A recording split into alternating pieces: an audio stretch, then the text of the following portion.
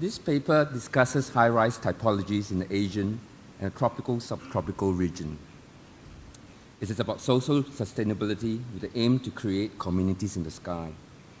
Some keywords that I'll be using are tropicality, livability, scale, humanizing the skyscraper, community, high density, high amenity, 3D planning, mixed sandwich cross-planning, cross-programming, and integrated planning.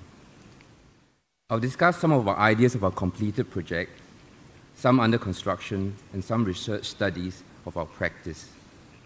I'd like to start with some images of our inspiration and references. And as you see, this is a rain tree in Singapore. It's actually a Brazilian rain tree. And I think it's one of the most wonderful designs of nature. The leaves actually close up in the evenings and allow the hot air to rise up. And not only that, it provides excellent shade and shelter for people. And in the Asian cities, traditionally, you have lots of events and festivals held under big trees, like banyan trees. Also in Singapore, in South Asia, we have the kampong house and the colonial black and white houses. And it's one of the dominant features is really the roof, the tropical umbrella, and also the very thin, permeable facades that allow breezes that go through the building. And on the right image, you'll see the traditional streets, Hong Kong Street in Singapore, where buildings are made of 3-4 stories. And they are actually very nice streets and very human in scale, very charming streets. In the year 2001, we took part in a competition in Singapore for a public housing project, and it's called Duxton Plain Competition. And I think it's cemented a lot of our ideas that we are continuing to still elaborate and develop on since 2001. We didn't win this competition, but we went on to build other projects that allow us to develop some of these ideas. Here you see is a mass housing of about 2,000 units in the heart of the city, in quite a historic place, in a historic heritage place. And the idea was to actually inject a lot of life and vibrancy back into the city. And our solution was really to build the stack of vertical villages that are connected at two ends with fast lifts, but to introduce horizontal movement in the high-rise building. We realized that if you look at high-rise buildings, when you're in a lift, you're being squeezed into a tight space, you hardly talk to the people next to you. And when you do talk, it's considered rude. But when you walk on a horizontal street, you start looking at people, and you start making acquaintances and also lifelong bonds. So this is a plan of the 9 towers connected with sky streets and sky parks. So now with the first project, Park Royal in Pickering. These projects are really about tropicality, livability, and scale. The urban park you see in front was donated by a rich Chinese businessman almost 150 years ago. He donated this money and converted it into a public park. If you were to donate the same kind of land today, it would have cost Singapore, a developer, $200 million in Singapore. But we wanted to, in the same vein, do the same thing, contribute the equal amount of area as Gardens in the Sky. So this was the resultant building, and we introduced sky gardens throughout the buildings. Sky gardens every 4 levels that mimics the scale of the heritage buildings.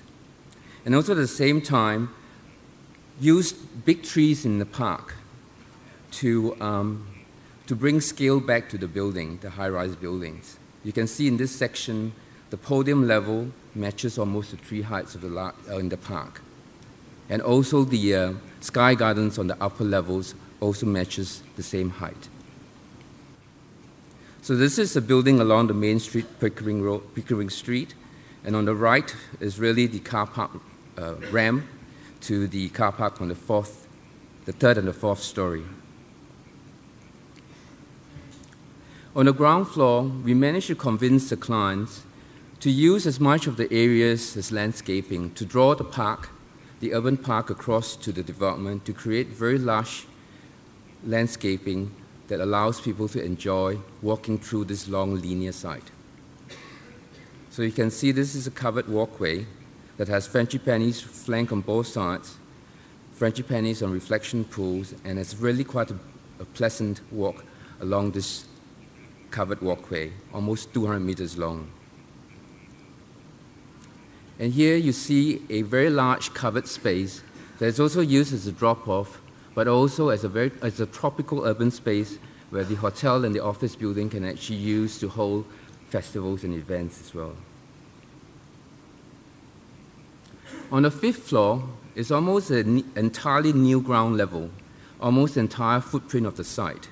And here we have elevated the guest room building, the guest room block, 3 to 4 stories above this level, making this space almost as if it's a completely external area. And here we have the recreational facilities for the hotel and the office building, where we have swimming pools, the spa, the gym, and also a cocktail event space. So here you see on the 5th floor the Infinity Edge swimming pool with a lovely cabana that actually is a very interesting scale, because within a height of about 25 meters, people from the street could actually look at it and actually see it with delight. And the overflowing edge of the swimming pool becomes a waterfall that you can enjoy from the park as well.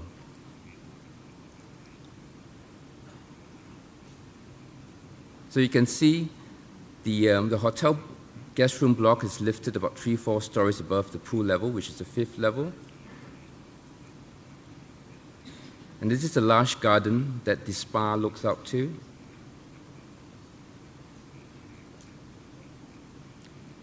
And you can see that this is actually an image taken from the park. And within the 100 meters, you can pick up a lot of interesting details. And I think this is what makes a building successful. The man in the street can actually see and recognize objects in the sky.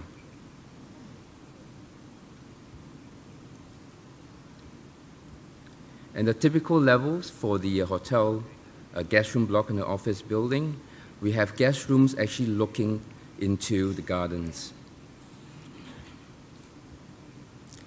One of the sustainable features that we introduced was not a mechanical means, but rather a passive strategy.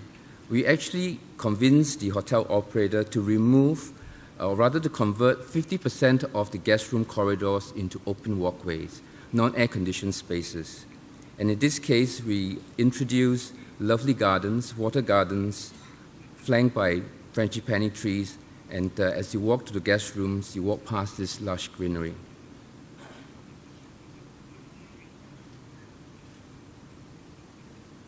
But what is wonderful also is that seen from the outside, this is the view that we've given the public housing across the street.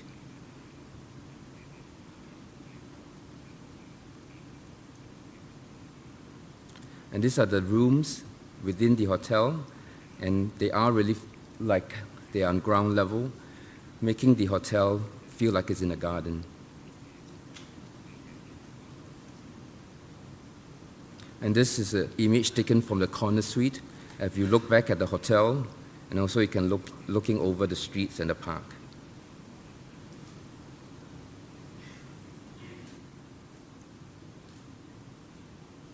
This next project that I want to discuss is the School of Arts. It's a specialized art school for kids between 12 to 18 years old. What is actually key to this design really is the 3D mixed sandwich approach that we have taken for this development. If you look at this cross-sectional model of this building, it's actually made of 2 stratum. On the lower level is a world-class performing arts facility that is actually open to the public. It's very porous, and you can just walk right in. And on the upper level is actually the academic area of the school. So actually 2 different programs sitting in, making one building, but on 2 very different datums. The classroom datum as well, the academic datum too, are designed as a breezeway architecture, where the architecture helps to funnel wind into the building and ventilate, cross-ventilate all the classrooms. Most of the classrooms are actually non-air conditioned, because this is actually a public housing, a public institution, we have to keep to the government standards of keeping all the classrooms non-air conditioned. So on the ground levels, you can see it's a very permeable plan, and the large open areas are the pre-function spaces to the performance facilities. They are not air conditioned. Again, we chose not to air condition the spaces, but to only air condition the facilities themselves. So these are the large tropical covered spaces that I was talking about that the tree provides, but we have introduced it in an institution, in a school, where it provides a drop-off as well as a pre-function space to the concert hall behind the wall that I just showed in the slide before. So this cross-section shows the one point where the students will take a long escalator up to the 5th level. And this is also a cross-section across the breezeway where the wind is actually funneled in and actually blows right through it. There are no dead ends in this building. The wind just moves right through the building.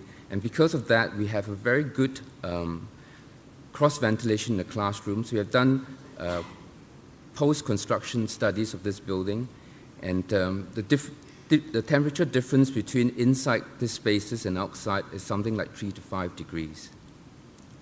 And because of the effective cross-ventilation, the students are actually more alert than schools outside the city. So they arrive at this 5th floor, which is a large assembly area. And this building, being in the city, we have managed to create a very large platform that allows the students all to congregate at this level every morning. And this is the breezeway that was, you can see in the section. That's the arrival point. There's escalator coming up to a covered pavilion. And looking back at the breezeway, you can see there's actually light at the other end, showing how porous, how permeable, how no dead ends in this breezeway. And also a very sheltered space that is excellent in the tropics. Very generous steps wind up the 6-story academic block, and on the landings become lush sky terraces and gardens that become informal teaching and learning spaces for the school. And here you can see, taken from the 9th, 10th floor, looking down into the heritage buildings, the roofs, the terracotta roofs of the 3, 4-story buildings. And above you find a bridge breezing across the blocks. Really is the recreational space of 400-meter running track for the school. But before showing you the overall building from afar, this is a strategy we took with the landscaping, making all this landscaping very easy to maintain.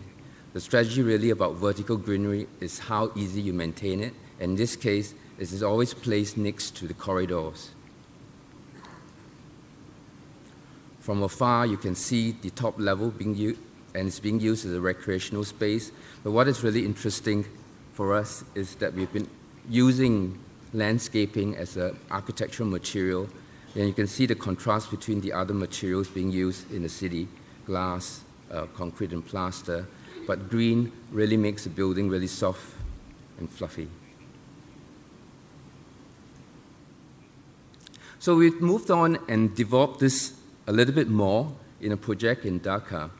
And this is for Brac University, an NGO company founded by Sir Abed. And if you've been to Dhaka, you realize that Bangladesh, being one of the least advanced economies in the world, it is a very poor country. There's a lack of public space, and all the inland lakes are really polluted and toxic. The site that was given us straddles across 2 of such lakes. And for us, this project was really interesting. We wanted to try to do a building that would be a very good catalyst for developments in Dhaka. So this campus was divided into, again, 2 stratum, the lower stratum being open to the public, making the ground level a park for the people, and then a secure environment for the university students above. Again, the classrooms were designed to be mostly non-air conditioned, and only during the summer months of 2 or 3 months, we are introducing adaptive cooling, a system that's being designed together with Transolar based in Munich. So on the ground floor plan, you can see we have introduced a very large water body. Floating on it are really public and community spaces, a mosque, medical center, auditorium, multi-purpose hall, and some retail for the campus. This was the image that we gave to the city, to the people and the community. We were going to try to introduce natural means to rejuvenate the lakes, making it almost swimmable.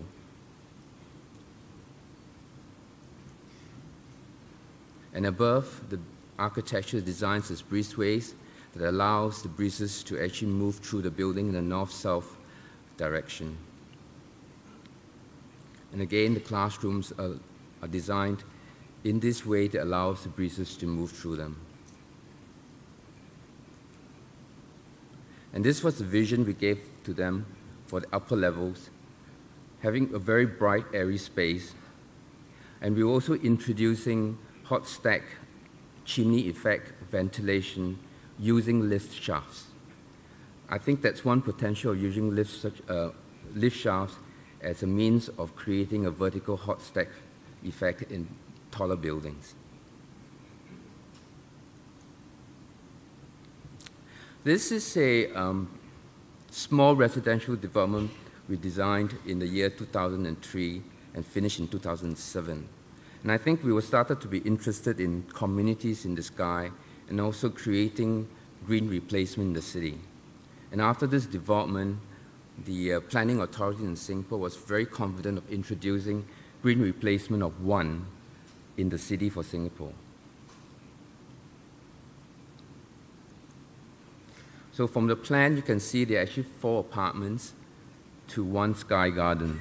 And as you come off the lift, you're greeted by a small urban garden.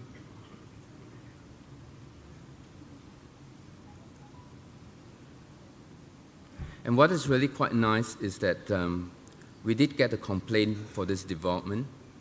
And the complaint was from a user, an occupant on the 24th floor. And she actually told us that her kids were stung by bees. And it's very reassuring to note that at 24th story, we were able to have bees and birds in the building. So even though the areas that were given as pocket gardens were small, they were actually very used. And also this building, we demonstrated what was necessary in the tropics.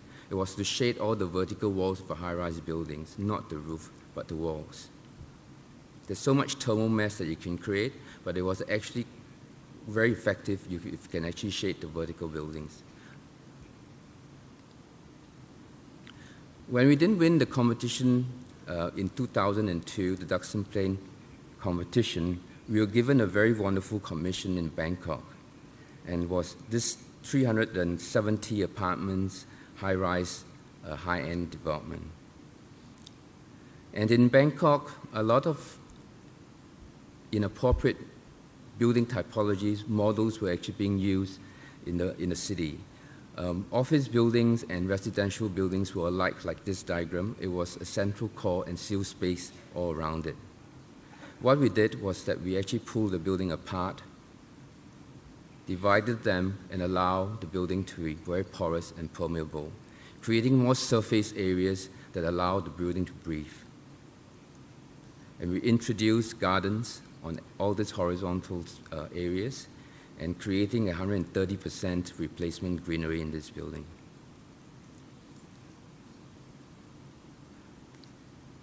So as you can see, it's actually a very porous building. It does have a lot more surface areas, but these surface areas gives all the apartments, almost all 4 sides, windows that they can actually open and cross-ventilate the building. What was really nice that I managed to go back to this building twice after it's finished and to survey and poll the residents. And all of them say that they actually use cross-ventilation most of the time.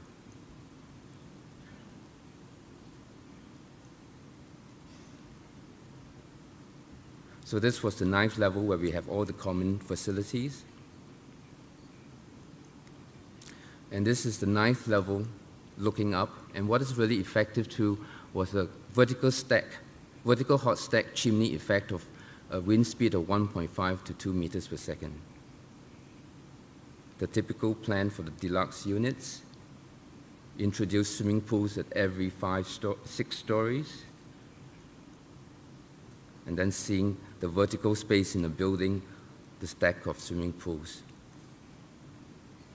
We didn't win the competition in Singapore, but we were asked to do a development almost 8 years later. Here, we looked at the way we were looking at the villages, and we decided that we had to make more units in one village, and we actually had a stack of 12 in this building, almost 1,000 units of apartments and 1,000 families. This is almost completed in Singapore, and what really is a diamond-shaped plan that we have internal space in between, and there's a sky garden on almost every 10 floors.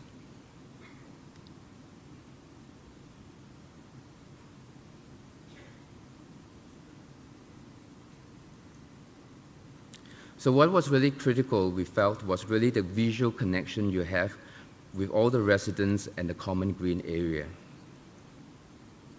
So this is the project almost finished with the sky gardens and within the building itself.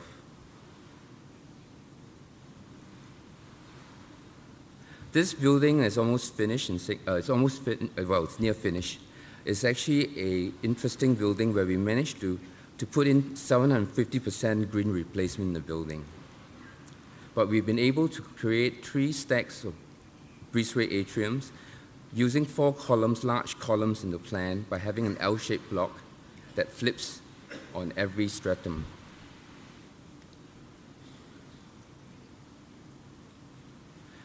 This project in East Asia, in East China, we were trying to relook and rethink the office block. And what was interesting, I think, so far all the offices are really for corporate offices, very sleek, modern skyscrapers. But what we really wanted to introduce was perhaps fine scale, fine textures, creative cluster within an office environment. Maybe there's synergy between the creative clusters and sort of large corporate offices. So what we really wanted to do was to introduce, again, communities and internal streets back into a subtropical building typology. And we were able to introduce internal streets that will be filled with at least a tea house and daycare facilities.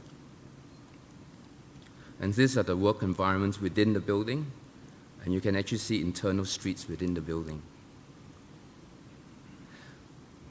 Something about master planning. What we have done in this project in Jakarta is a prototype master plan for a new town. And I think in terms of scale, this is interesting because we can start to introduce our mixed sandwich approach, cross-programming, 3D integrated planning for cities. And in this project, we've introduced a solar canopy using buildings as an infrastructure to support a very large solar canopy that actually makes this new town zero energy in the tropics. And below this solar canopy, we also have a large surface areas for a sky field for urban greenery and urban farming. So this new town, you could also be self-sufficient in vegetables as well. So this is a cross-section you'll see, is like the canopy of the trees. The top layer bridges across buildings and provides support and infrastructure for the solar canopy.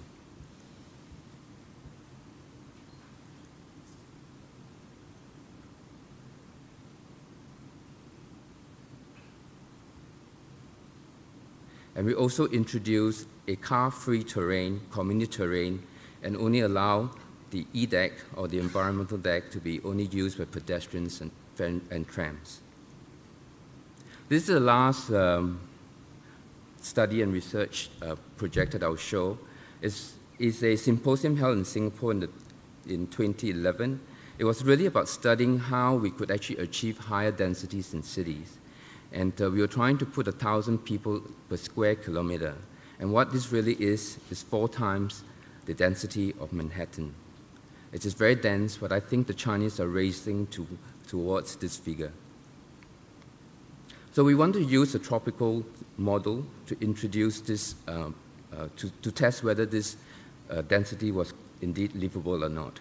And for that, we had to have 134 mats in 1 square kilometer. And what we really did was that we were trying to convert this into a building block, a city block. This is 1 square kilometer, and using buildings as city columns, introducing city conduits, and then stacking them up. And we were trying to replace this, or rather create the same population of Singapore in 45 square kilometers in the southern islands of Singapore. So this was the resultant imagery of the city.